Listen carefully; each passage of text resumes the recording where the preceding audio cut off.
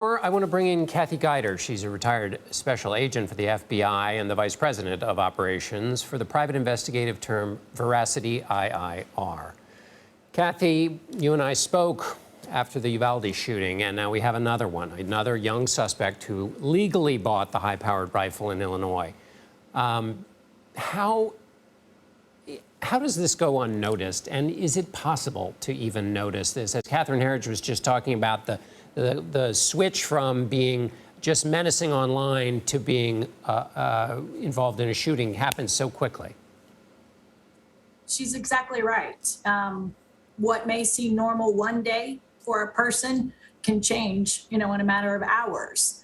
A young guy, a young girl, for that matter, has a clean record for the most part. Their juvenile records are going to be sealed. A young shooter that's 18 to 21 years old, if you do a criminal history, 99% of the time, there's nothing in their criminal history. So for them to go buy a weapon, it's very easy. They run a criminal history. It's going to be short to the point. They're legally allowed to buy that weapon. It's all the other pieces and parts that are going to take work from family, community, friends, schools to kind of put all those pieces together to make sure we're seeing those signs, reporting those signs, and making sure that we can stop the purchase of any weapon in the future. So all of these recent shootings, and in fact, those who've studied shootings going back to the 60s, they have one thing in common: a young male shooter.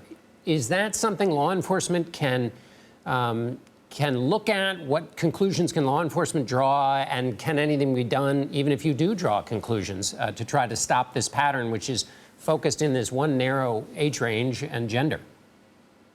I don't know that law enforcement can stop it necessarily, because for the percentage of young male shooters that we have, the percentage of young male adults who are law-abiding, who are serving our country proudly, there's many more that are out there that are law-abiding.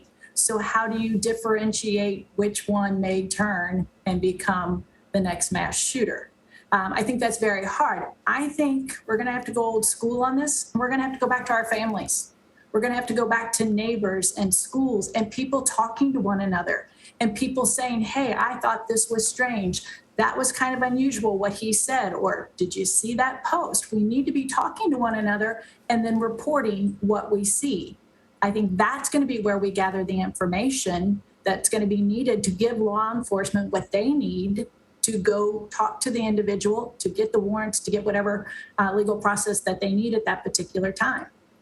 Would it make it easier for the FBI and others to do their jobs if there were a more rigorous process for, in this case, the suspect, we've learned, had the police remove knives from his residence? Is that the kind of thing that if it were more broadly advertised, it would make it easier for the FBI and others to stop these kinds of things? Or is it just you trample too much on individual rights to really be able to have a warning system?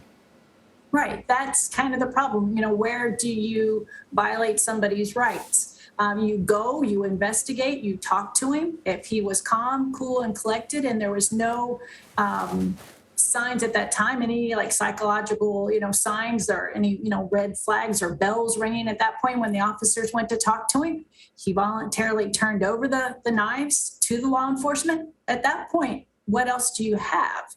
Unless there's erratic behavior. It doesn't appear they had that when they went to his home in 2019 when he turned over the weapons. So you're kind of left with doing what you can do without violating rights. It's a very tricky, delicate situation. And very quickly, Kathy, you mentioned building up community as a way to thwart these kinds of attacks. One of the ways to do that is at big events like this. People undoubtedly are more afraid of going out like this now. Should more security be in place for these kinds of public events?